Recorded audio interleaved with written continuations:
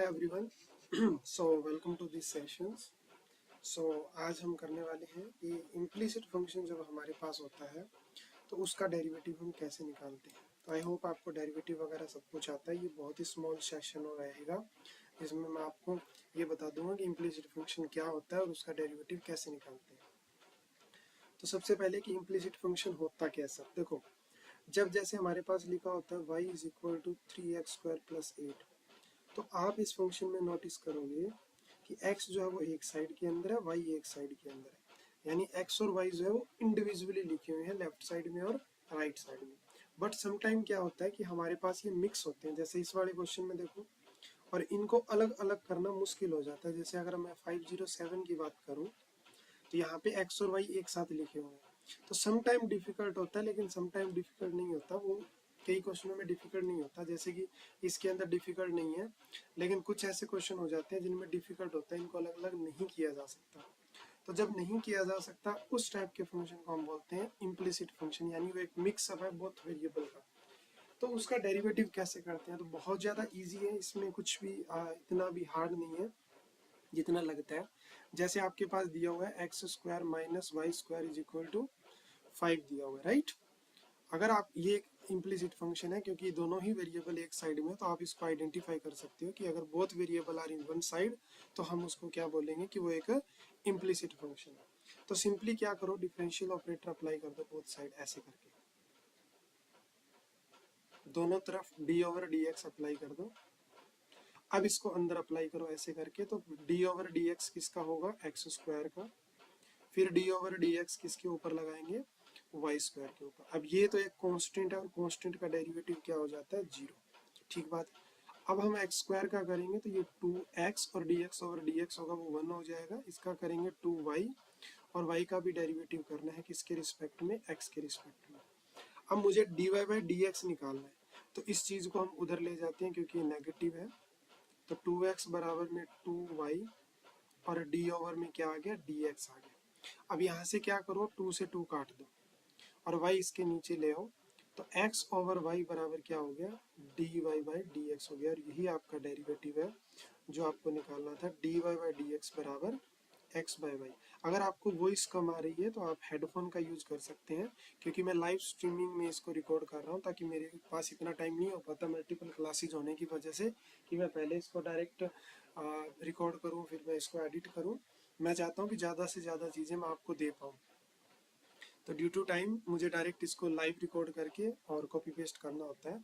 हाँ, मेहनत तो लगती है भाई, देखो लेके भी आनी पड़ती है चीज़ को और फिर कराना भी पड़ता है। ऐसा नहीं है कि मेहनत नहीं है, बहुत ज़्यादा मेहनत है। तो वीडियो अच्छी लगे तो लाइक वगैरह किया करो, चैनल को सब्सक्राइब किया करो, और थोड़ा दोस्तों के साथ भी शेयर कर दो ताकि थोड़ी ग्रोथ मिले चैनल को भी और मैं मोटिवेट फील करूँ। तो आई होप ये वाला क्वेश्चन आपको समझ आ गया अच्छे से। तो यही इस क्वेश्चन का आंसर है। चलिए वन मोर क्वेश्चन डिस्कस कर लेते हैं। वन मोर क्वेश्चन डिस्कस कर लेते हैं। कौन सा करें क्वेश्चन नंबर, ये कर लेते हैं 508। देखो हमको क्या दिया हुआ है, y² is equal to x³ दिया हुआ है, ठीक बात है। डेरिवेटिव करना है तो दोनों तरफ क्या कर दो, d/dx अप्लाई कर दो, ऐसे करके दोनों तरफ हमने अप्लाई कर दिया, ठीक बात है। अब क्या करना है आपको, अब इसमें रूल अप्लाई करो, पावर आगे 2 आगे एक पावर कम, और फिर क्या हो जाएगा, d/dx हो जाएगा, ठीक बात है। इधर करेंगे तो 3x² और dx/dx होगा, वो 1 हो जाता है, लिखने की जरूरत नहीं है, ठीक है। मुझे तो d/d क्या चाहिए, x चाहिए ना। हाँ, तो बाकी चीज़ों को आप दूसरी तरफ भेज दो, तो ये 2y जो है वो दूसरी तरफ चला जाएगा, तो 2y इसके नीचे आ गया। यही है आपका dy/dx, और ये इस क्वेश्चन का क्या है, आंसर है, ठीक है।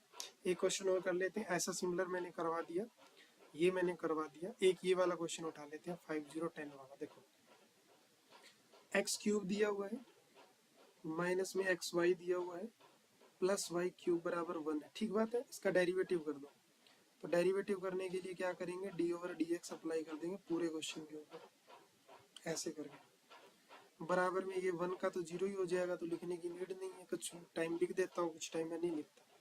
अब इसको अंदर लेके जाओ ऐसे करके, तो इसका हो जाएगा 3x² और dx/dx 1 हो जाएगा।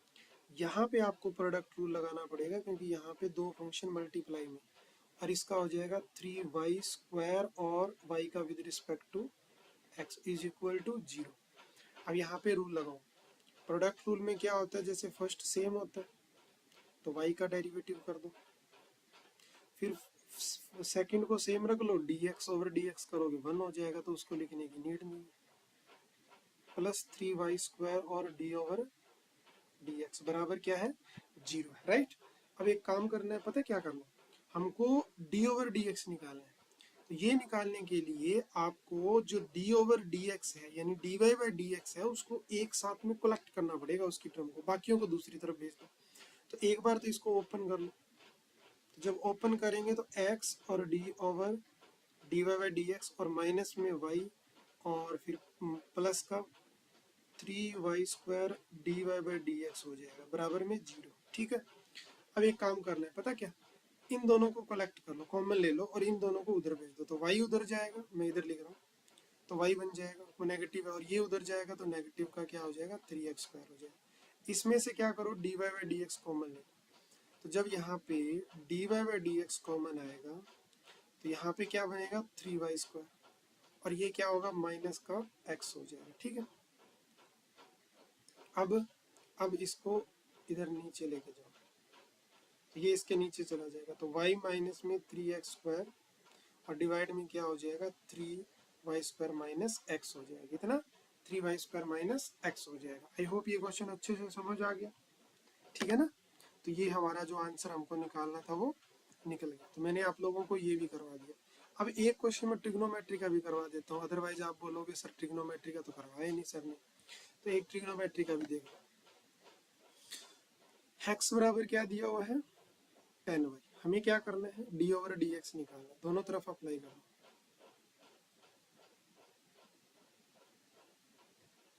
ऐसे करना, अब देखो ये तो बन गया 1 और ये 10 का डेरिवेटिव क्या हो जाएगा, 10 का होता है सीकेंड स्क्वायर y, और y का भी करो तो y का हो जाएगा d ओवर dx, ठीक बात है। हमको तो ये चाहिए ना, इसको दूसरी तरफ भेज दो, d ओवर dx, ये 1 बाय क्या हो जाएगा, सीकेंड स्क्वायर y, और ये ऊपर जाके क्या बन जाएगा, cos स्क्वायर y। तो आंसर क्या हो गया, d ओवर dx बराबर ये क्या हो गया, cos स्क्वायर y हो गया। आई होप क्वेश्चन अच्छे से समझ आ गया, ठीक है। तो मैंने आपको इम्प्लिसिट फंक्शन के बारे में काफ़ी चीज़ें बता दी, और वो भी 10 मिनट के अंदर अंदर, तो आपका भी टाइम वेस्ट नहीं हुआ और मैंने आपको कई सारे क्वेश्चन भी करवा दिए, ठीक है। अगर आपको सेशन अच्छा लगा तो वीडियो को प्लीज़ लाइक कीजिएगा, चैनल को आप सब्सक्राइब करें और अपना कमेंट भी लीव करें कि आपको नेक्स्ट वाला जो वीडियो है वो कौन से टॉपिक पे चाहिए, ठीक है। Thank you so much for watching this video, मिलते हैं नेक्स्ट क्लास में, तब तक के लिए बाय बाय, टेक केयर।